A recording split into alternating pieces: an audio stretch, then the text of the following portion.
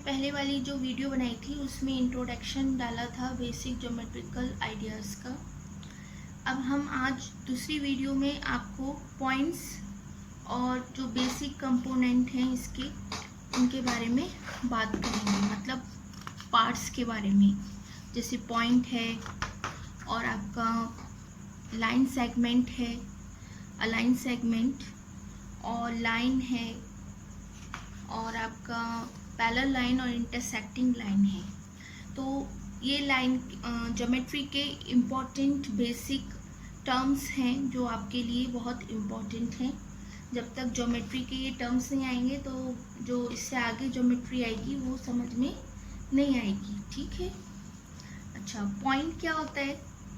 ये point 4.2 and point क्या होता है कि अगर आप देखें, अगर हम किसी भी एक टिप रखते हैं या कंपास का निडल रखते हैं या पेन की निडल रखते हैं या पेंसिल की निडल रखते हैं, तो वो जो एक पॉइंट बना एक स्पेस घेर लेती है, एक लोकेशन बना लेती है, दैट इज़ अ पॉइंट, ठीक है। उसे हम एम से इंडिकेट करते हैं। ये मैंने आपके लिए नोट्स फॉर्म में लिख दिए हैं ताकि आपको ये भी पता चल जाए कि नोट्स कैसे लिखे जाएंगे।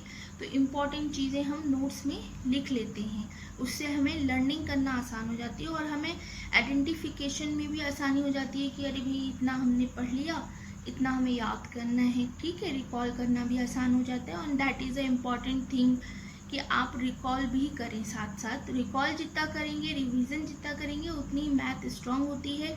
अगर आप अपनी क्लास में अच्छे नंबर लाना चाहते हैं, मीन्स 100 आउट में 99 मार्क्स चाहते हैं, तो आपको पॉइंट बाय पॉइंट समझना भी पड़ेगा, नोट्स भी तैयार करने पड़ेंगे, लर्निंग भी करनी पड़ेगी। उसके बाद ही आप 100 में से 99 मार्क्स ला सकते हैं, ठीक है। तो सबसे पहले देखिए पॉइंट मैंने अभी आपको डिफाइन किया। पॉइंट डिटरमाइंस अ लोकेशन, जो एक जगह को बताए, लोकेशन को बताए, दैट इज़ अ पॉइंट। यही चीज़ यहाँ इन्होंने डिफाइन करी है, a point determine a location, ठीक है। These are some models for a point, जैसे इन्होंने कुछ एग्जाम्पल दिए हैं जो पॉइंट्स को डिफाइन कर रहे हैं, जैसे tip of a compass, sharpness end of the pencil, या pointed a needle, that is all are points. और हम इन पॉइंट्स को कैसे इंडिकेट कर देते हैं? ए बी सी में इंडिकेट कर देते हैं। पॉइंट लगाया, ए हो गया, बी हो गया, सी हो गया, जैसे हमने यहाँ पे भी कर दिया, पॉइंट लगाया, एम डाल दिया, ठीक है। That is clear. Next is line segment. Line segment क्या होता है कि अगर हम किसी भी दो पॉइंट्स को मिला देते हैं तो वो आपकी लाइन सेगमेंट कहलाती है। This is a portion of, मतलब एक लाइन का ये एक हिस्सा होता है, this is a portion of one line, ठीक है। That is a line segment. Segment मतलब हिस्सा, किसी भी चीज़ का हिस्से को सेगमेंट बोलते हैं, और लाइन सेगमेंट मतलब लाइन का हिस्सा। तो line segment is a portion of line that has two end point, जिसके दो एंड पॉइंट होते हैं, ठीक है। जैसे इन्होंने यहाँ पे दिखाया है आपको कि ये लाइन सेगमेंट है, या ये दिखाया, ये भी लाइन सेगमेंट है, इसमें भी एजिस दिखा रहे हैं, ये एजिस, तो ये भी लाइन सेगमेंट है। या आप ये कहें कि दो पॉइंट्स जो हैं ए एंड बी, उन्हें जोड़ दिया और यूँ करके ऐसे करके तीन तरीके से इन्होंने यहाँ से यहाँ, यहाँ से यहाँ, यहाँ से यहाँ। अब कह रहे हैं इसमें जो शॉर्टेस्ट रूट है, what is the shortest route from A to B, A से बी तक जाने का शॉर्ट रूट कौन सा है? तो वही जो शॉर्ट रूट होगा वही आपका लाइन सेगमेंट होगा। तो denoted by A B dash लगा देते हैं उसके ऊपर, या बी ए भी लिख सकते हैं आप। इसमें लिखना जो राइटिंग है that is a very important part, क्योंकि अगर आपको लाइन सेगमेंट लिखना है तो आप कैसे लिखेंगे? तो उसके लिए ये चीज़ें ध्यान रखनी है आपको कि लाइन सेगमेंट में हमें जब हम लिखते हैं तो उसके ऊपर ऐसे बार लगा देते हैं, ठीक है। आप इसको कॉपी भी कर सकते हैं। तो ये आपका denote by A B bar लगाती है, बी ए बार लगाती है, ठीक है। ये आपका लाइन सेगमेंट होता है जो हम जिसे लाइन का एक हिस्सा कहते हैं। अब लाइन किसे कहते हैं?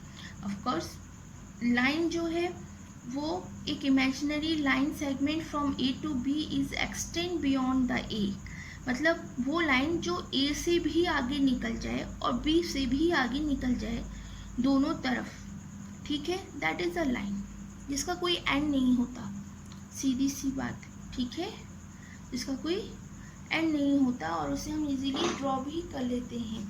अच्छा, लाइन होती है तो हम उसे इंडिकेट करते हैं, छोटा सा एरो बना देते हैं, मैं इसे दिखा देती हूँ आपको, ये एरो ऐसे करके ये लाइन के लिए इंडिकेट करते हैं और ऐसे एरो ये जो लाइन है ये सिर्फ उस पर इंडिकेट करते हैं, लाइन सेगमेंट पे, ठीक है, ओके। फिर आता है आपका इंटरसेक्टिंग लाइन। इंटरसेक्टिंग लाइन क्या होगा? जब दो लाइनें इंटरसेक्टिंग लाइन, मतलब जैसे ये एक लाइन ऐसे आई और एक लाइन ऐसे आई, तो यहाँ पे इंटरसेक्ट करके, मतलब एक दूसरे को क्रॉस में कट कर दिया, तो वो पॉइंट आपका इंटरसेक्ट कहलाता है। That is a P point is a intersect point, ठीक है।